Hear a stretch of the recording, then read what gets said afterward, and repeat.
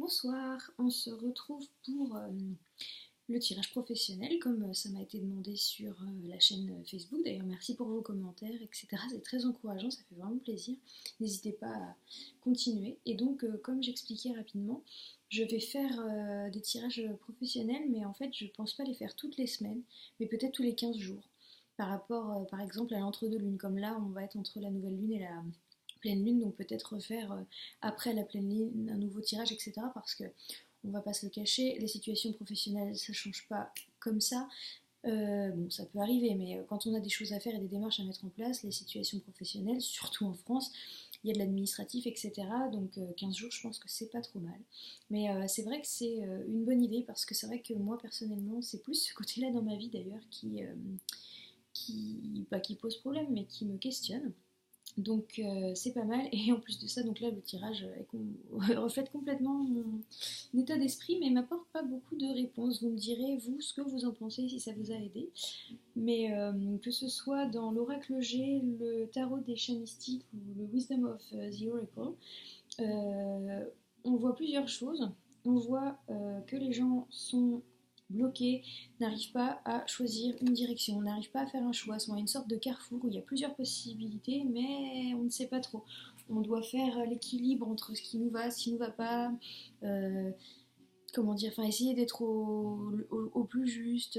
Après cette carte-là, ça peut être aussi réussi dans le commerce, donc ça peut aussi parler de ça, mais bon, on a aussi ce chat là qui s'ennuie et qui n'est attiré par rien, donc des gens qui sont très, très certainement, pardon pour ça, des gens qui sont très certainement mal à l'aise dans leur travail et dans leur situation professionnelle, qui sont bloqués, qui se sentent, comment dire, pas intéressés, un peu blasés j'ai envie de dire. Donc, pareil, il y a peut-être, va peut-être falloir réveiller tout ça, va peut-être falloir faire quelque chose. Il y en a, pareil, qui se trouvent. Alors, oui, tout se répond, hein, tout montre que là, il y a plein de gens qui sont dans des situations qui ne leur vont pas plus, on ne sait pas trop, on est entre deux mondes, on est un peu bloqué, on a des idées, mais on ne sait pas trop si on doit y aller, on hésite un petit peu, en tout cas, on est dans quelque chose qui ne nous convient pas forcément, mais peut-être qu'on n'en est pas encore très très conscient et peut-être qu'on s'illusionne de croire que ça nous va et que, euh, et que les choses que l'on voit autour de nous sont belles, mais finalement, c'est peut-être pas complètement en accord avec nous-mêmes. On s'est peut-être perdu en cours de route, on s'est peut-être perdu, per- pardon, perdu notre objectif en cours de route, on a peut-être perdu, par exemple, en se disant je vais faire ce travail-là, mais qu'en attendant, parce que après je veux faire un travail pour ma passion, etc. Et au final, on s'est peut-être complètement perdu et on est resté dans le travail où on était là par habitude, par confort, etc. Et au final, on a complètement perdu de vue notre objectif, notre réalité, notre vérité qui a besoin d'être dite. Et donc, pour moi, c'est pas une vérité orale, bien que ça puisse être le cas pour certaines personnes, mais c'est plus une vérité que l'on doit nous-mêmes à nous-mêmes, en fait, comme quoi cette situation-là ne nous va pas et qu'on a envie de faire quelque chose d'autre, on a envie de faire quelque chose qui est plus en accord avec notre cœur et avec ce qui résonne en nous. Après, ça peut être aussi que pour certaines personnes au travail, il y a des choses qui doivent être dites. Donc, à vous de voir selon votre situation. Mais je pense que ça peut être ça aussi. On a l'observeur qui nous rappelle que justement on doit prendre un petit peu de distance. Elle se rapproche de celle-là un peu avec le fait de peser le pour et le contre et observer un petit peu tout ça en se disant mais bon, je suis dans ce travail-là, ça me convient pas, pourquoi ça me convient, pourquoi ça me convient pas, qu'est-ce que j'aimerais faire, qu'est-ce qui résonne vraiment avec mon âme, mon cœur, qu'est-ce qui m'intéresse vraiment en plus, faire évoluer mon âme et faire quelque chose qui me plaît complètement et être en accord, quitte à peut-être perdre un peu de confort de vie, ou est-ce que finalement non, je préfère faire un travail qui me plaît moins, mais avoir ma maison, ma voiture, etc. Donc être plutôt dans l'avoir ou plutôt dans l'être. En tout cas, vous avez besoin peut-être d'une petite phase d'observation de tout ça et peut-être d'observation de votre quotidien pour savoir ce qui vous va ou ce qui ne vous va pas. Voilà. Donc pour certains, j'espère pour tous, on a cette carte qui est quand même une carte de bonheur imminent, joie imminente. Donc peut-être que certains vont vraiment réaliser ce qui leur plaît, aller vers quelque chose qui est le plus, qui leur tient le plus à cœur. Et je pense que certains vont vraiment se lancer dans des projets qui sont personnels.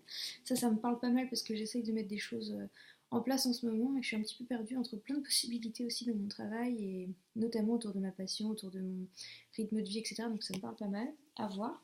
Pour certains d'entre vous, il y en a qui sont de l'ordre comment dire, qui ont des dons, que vous soyez au courant ou pas, mais il y a beaucoup de gens qui ont des dons, une spiritualité vraiment très très forte avec beaucoup de potentiel, beaucoup de puissance et peut-être qu'il est temps aussi que vous ouvriez les yeux là-dessus et que vous fassiez quelque chose avec ça, peut-être aussi créer une chaîne comme moi ou proposer des tirages ou en astrologie ou quoi, enfin en tout cas, ou des soins, etc. Mais en tout cas, on vous appelle à cette spiritualité pour certains. Sinon, pour les autres, cette carte veut simplement dire que il faut écouter cette petite lumière en vous, cette petite flamme, cet ange gardien qui vous donne la voie pour trouver votre bonheur, votre solution, votre travail qui vous plaît. Et là, ça peut vouloir dire plusieurs choses. C'est une femme donc qui a plus de 30 ans, qui a moins de 65 ans, qui est plutôt blonde, qui peut être androgyne ou en tout cas refuser un petit peu sa féminité, avoir des problèmes avec la mère, etc. Mais ça peut être aussi une collègue, ça peut être quelqu'un avec des... Enfin, dans votre entourage, collègues, famille, amis, etc., avec qui vous avez peut-être je sais pas, des soucis, ou peut-être que vous avez quelque chose à dire, je sais pas, ou qui vous montre une réalité qui n'est pas la bonne, ou qui vous dit des bêtises.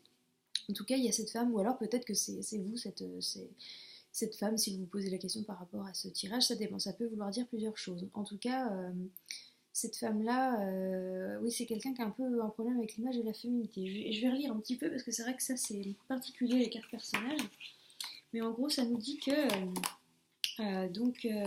cette carte symbolise une femme de plus de 30 ans et de moins de 65 ans. Elle peut être votre amie, une collègue de travail, votre mère, etc. Les cartes voisines préciseront qui est cette femme par rapport à vous et la situation. Donc comme là on est dans le professionnel, voilà.